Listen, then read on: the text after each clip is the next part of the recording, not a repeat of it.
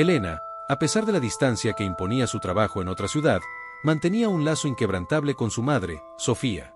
El Día de las Madres era sagrado, marcado siempre por un regalo cuidadosamente elegido y enviado con anticipación. Un año, sin embargo, la rutina se rompió. El 9 de mayo, un día antes de la fecha señalada, un paquete llegó a casa de Sofía. Era una caja de música antigua, de madera oscura con incrustaciones de nácar, que Elena supuestamente había encontrado en una pequeña tienda de antigüedades con un encanto especial.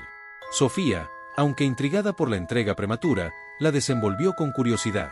La caja era hermosa, pero no recordaba que Elena alguna vez hubiera mencionado algo así.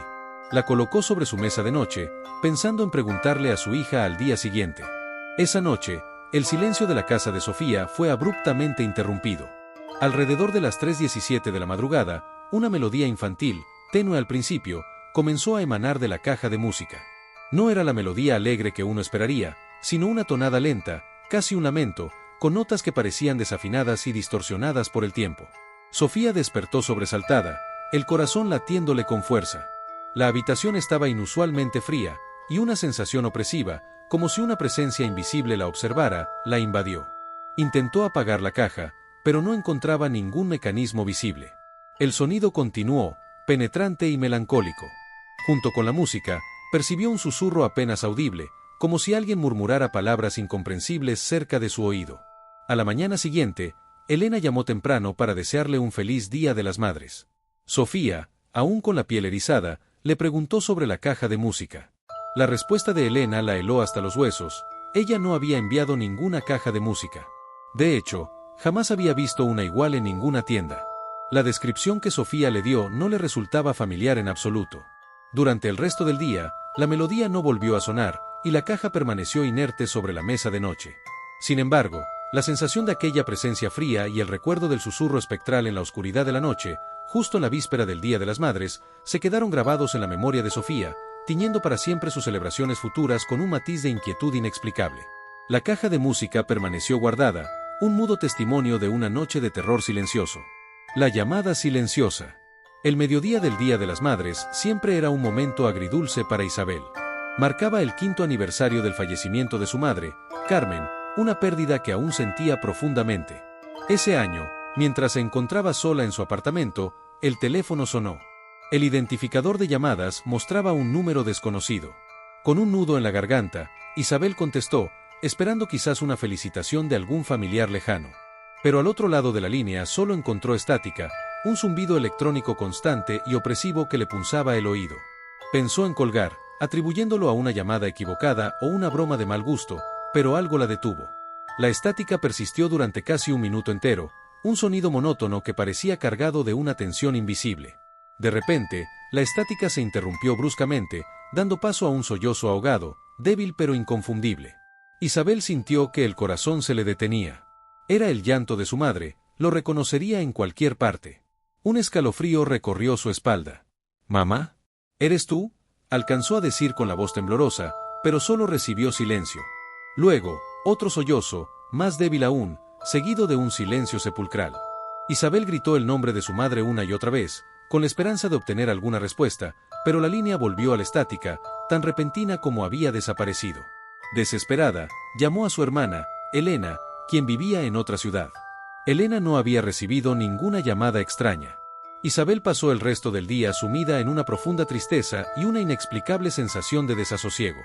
La idea de que su madre, de alguna manera, había intentado comunicarse en ese día tan significativo, atrapada en un limbo entre mundos, la atormentó durante semanas. Nunca supo quién o qué había realizado esa llamada, pero el sollozo silencioso en el Día de las Madres se convirtió en un recuerdo espectral que la visitaba en sus noches de insomnio. El jardín florecido.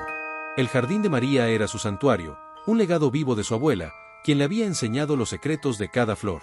El Día de las Madres era especialmente mágico, pues las rosas, cuidadas con esmero durante todo el año, siempre florecían en una explosión de color y fragancia. La noche del sábado 11 de mayo, mientras la luna proyectaba sombras alargadas sobre el jardín, María se despertó por unos ruidos extraños que provenían del exterior.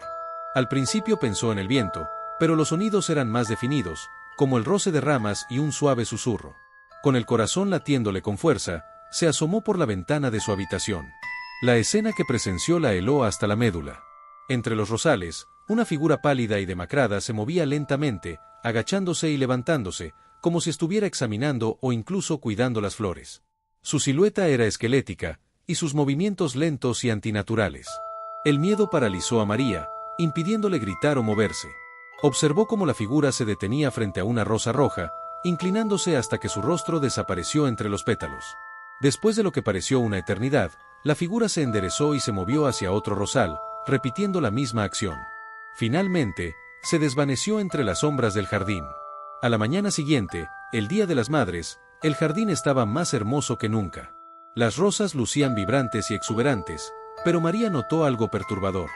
Algunas de las rosas rojas tenían un tinte carmesí oscuro, casi negruzco, en los bordes de sus pétalos. Un olor dulce e intenso, casi nauseabundo, emanaba de ellas, diferente al aroma delicado que conocía. María nunca pudo volver a mirar su jardín con la misma tranquilidad. La imagen de la figura espectral entre las rosas y el color ominoso de algunas de ellas la hicieron sentir que una presencia oscura había dejado una huella imborrable en su amado jardín, profanando la belleza del Día de las Madres con un terror silencioso y floral. La foto familiar. La casa de los Suárez se llenó de alegría y bullicio el Día de las Madres. Hijos, nietos y otros familiares se reunieron para celebrar a la matriarca, Elena. Después de una abundante comida y muchas risas, como era tradición, decidieron tomar una foto grupal en el jardín, con el floreciente rosal como telón de fondo. El hijo mayor se encargó de la fotografía, asegurándose de que todos salieran en la toma. Hubo varias poses, con abrazos y sonrisas, capturando la felicidad del momento. Unos días después, al revelar las fotos, una de ellas causó un escalofrío colectivo. En la fotografía donde todos miraban directamente a la cámara, justo detrás de Ana, la nieta menor, y ligeramente sobre su hombro, aparecía una figura borrosa. Era una forma humanoide, pero distorsionada, casi transparente, con lo que parecían ser dos puntos oscuros y penetrantes que simulaban ojos, mirando fijamente a la lente. Nadie recordaba haber visto a nadie allí en ese momento. El jardín estaba despejado, y los vecinos más cercanos estaban dentro de sus casas. La figura no se parecía a ningún familiar o amigo conocido. Intentaron encontrar explicaciones lógicas, un reflejo extraño, una mancha en el lente, pero ninguna teoría convencía del todo. La sensación de que una presencia invisible, ajena a su círculo familiar, se había unido a su celebración en ese día tan íntimo y especial los dejó con una inquietud profunda y persistente. La foto se convirtió en un objeto incómodo, una prueba visual de algo inexplicable que había acechado en los márgenes de su alegría familiar. La canción de cuna. Para Laura, aquel fue su primer Día de las Madres. Su esposo, Javier, se encontraba de viaje de negocios en el extranjero, dejándola sola en casa con su bebé de apenas 3 meses, Sofía. La noche del domingo fue tranquila, marcada por las interrupciones habituales de la lactancia y los pañales. Alrededor de las 2 de la madrugada, después de finalmente lograr que Sofía se durmiera en su cuna, Laura regresó a su habitación, agotada. Justo cuando comenzaba a conciliar el sueño, escuchó una melodía suave que provenía del monitor del bebé. Era una canción de cuna, dulce y melancólica, pero la voz que la cantaba era femenina, ligeramente apagada, como si llegara desde una gran distancia o a través de una barrera. Laura se incorporó en la cama, el corazón latiéndole con fuerza. Ella no había puesto ninguna canción de cuna en el monitor. Se levantó y fue silenciosamente a la habitación de Sofía. La bebé dormía plácidamente en su cuna, y el monitor estaba encendido, emitiendo la misma melodía espectral. No había nadie más en la habitación. Laura apagó el monitor, aliviada, pensando que quizás se había activado accidentalmente. Pero al regresar a su cama, la canción volvió a sonar, esta vez más clara, más cerca. El miedo la invadió. Pasó el resto de la noche sentada en el sofá, con el monitor apagado pero sintiendo la presencia invisible que parecía cantar para su hija en esa noche tan significativa. Al día siguiente, Javier regresó, pero Laura nunca le contó la historia por completo, temiendo no ser creída. Sin embargo, cada Día de las Madres, al recordar aquella noche solitaria, la melodía fantasmal resonaba en su memoria, recordándole la extraña compañía que tuvo en su primer día como madre. El plato favorito. Carlos siempre había sentido una conexión especial con su madre a través de la comida. Ella le había enseñado a cocinar sus platos favoritos, y el aroma de sus recetas siempre evocaba recuerdos cálidos. En el primer Día de las Madres después de su fallecimiento, Carlos decidió honrar su memoria preparando su plato estrella, un guiso de cordero con hierbas provenzales, cuyo aroma siempre llenaba la casa de un consuelo hogareño. Mientras seguía la receta, removiendo los ingredientes en la olla, comenzó a percibir un olor familiar, sutil al principio, pero que se intensificó gradualmente hasta ser inconfundible, el perfume suave y floral que su madre siempre usaba. Era tan intenso que por un momento tuvo la extraña sensación de poder verla parada justo a su lado, observándolo cocinar. De repente, un estruendo lo sacó de su ensimismamiento. La olla de barro, que estaba firmemente asentada sobre la hornilla, se deslizó y cayó al suelo sin motivo aparente, esparciendo el guiso caliente por toda la cocina. Carlos se quedó paralizado, observando los trozos de cordero y las verduras mezcladas con los fragmentos de cerámica rota. Una punzada de profunda tristeza lo invadió, mezclada con una sensación escalofriante. Era como si algo o alguien no quisiera que recreara ese recuerdo, que reviviera la presencia de su madre a través de su cocina, especialmente en ese día dedicado a ella. La limpieza fue larga y silenciosa, y aunque Carlos finalmente pudo preparar otra comida, la inexplicable caída de la olla y la persistencia del perfume de su madre dejaron una sombra de inquietud en su homenaje. El mensaje del espejo. Sofía vivía sola en la casa donde había criado a sus hijos. El Día de las Madres solía ser un día de visitas y alegría, pero ese año, sus hijos no pudieron viajar. Se despertó el domingo con una sensación extraña, una mezcla de melancolía y una ligera ansiedad que no podía explicar. Al ir al baño para prepararse, notó algo inusual en el espejo empañado por el vapor de la ducha anterior.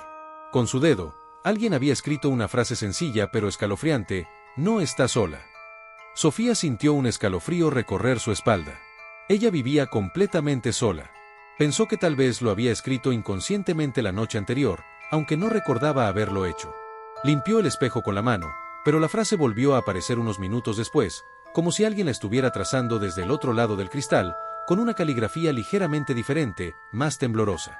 A lo largo del día, la frase reapareció en diferentes superficies empañadas de su casa, en la ventana de la cocina después de hervir agua para el té, en el cristal de la mesa de centro después de dejar una bebida fría, incluso la pantalla de su televisor apagado, cubierta de una fina capa de polvo.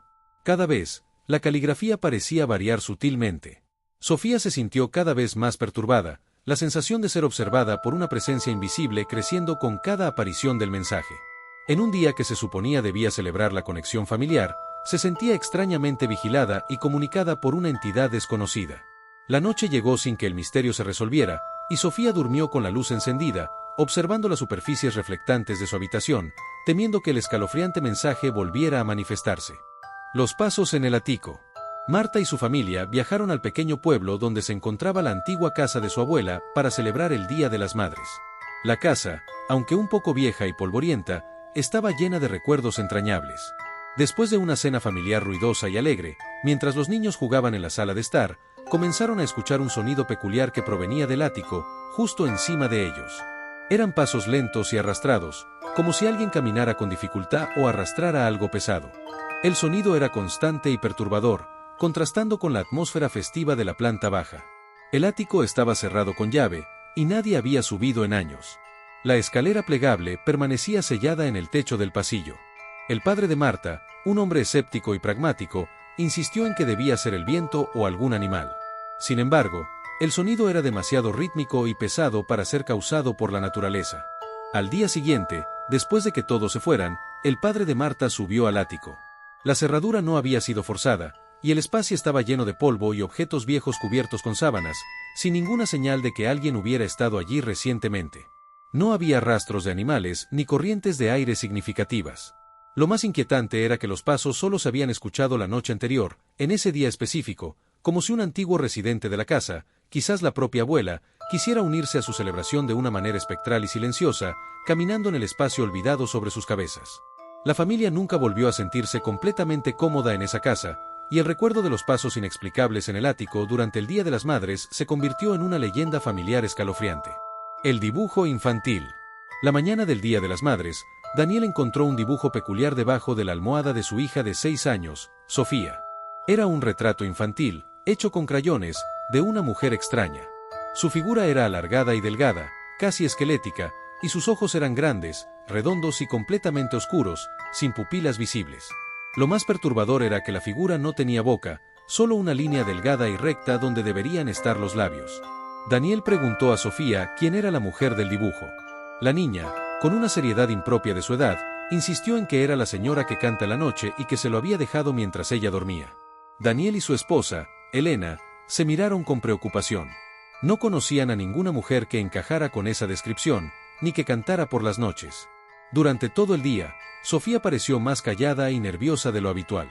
Miraba fijamente a las esquinas oscuras de las habitaciones, como si esperara ver a alguien. Por la noche, después de acostar a Sofía, Daniel y Elena escucharon un susurro suave que provenía de su habitación, a pesar de que la puerta estaba cerrada. Daniel se acercó sigilosamente y pegó el oído a la puerta, pero solo pudo distinguir una especie de murmullo ininteligible. Al abrir la puerta, Sofía dormía plácidamente, y la habitación estaba en completo silencio. El dibujo permaneció pegado a la pared junto a su cama, una representación inquietante de una presencia misteriosa que parecía haber visitado a su hija en un día dedicado al amor maternal, dejando tras de sí una sensación de incomodidad y un escalofrío inexplicable. El objeto perdido. Ana se preparaba con esmero para la celebración del Día de las Madres. Quería honrar la memoria de su madre usando un broche antiguo que le había pertenecido, una joya de plata con pequeñas piedras amatistas que siempre había admirado. Buscó por toda la casa, revisando joyeros, cajas y cajones, pero el broche parecía haber desaparecido sin dejar rastro. La frustración y la tristeza comenzaban a apoderarse de ella. Finalmente, lo encontró sobre la mesita de noche, justo al lado de una fotografía enmarcada de su madre sonriendo. Un suspiro de alivio la recorrió, pero al tomar el broche, notó algo terriblemente extraño. Una de las pequeñas piedras amatistas, de un color púrpura intenso, había sido reemplazada. En su lugar, incrustado en el engaste de plata, había un fragmento diminuto de hueso, de un color blanco opaco y con una textura porosa y macabra. Ana sintió un escalofrío helado recorrer su cuerpo, paralizándola por un instante. Examinó el broche con horror. El fragmento de hueso encajaba perfectamente, como si hubiera sido colocado allí con intención. No había señales de que el broche hubiera sido forzado o manipulado recientemente. ¿Cómo había llegado ese macabro sustituto a la joya de su madre, justo en el día dedicado a recordarla? La alegría del día se desvaneció, reemplazada por una profunda sensación de profanación y misterio. Guardó el broche, incapaz de usarlo, sintiendo que algo oscuro y desconocido había tocado un objeto tan preciado, dejando una marca siniestra en su celebración del Día de las Madres. La imagen del fragmento de hueso brillando fríamente en el lugar de la amatista la persiguió durante mucho tiempo, un recordatorio silencioso de que incluso los recuerdos más queridos podían ser empañados por un terror inexplicable.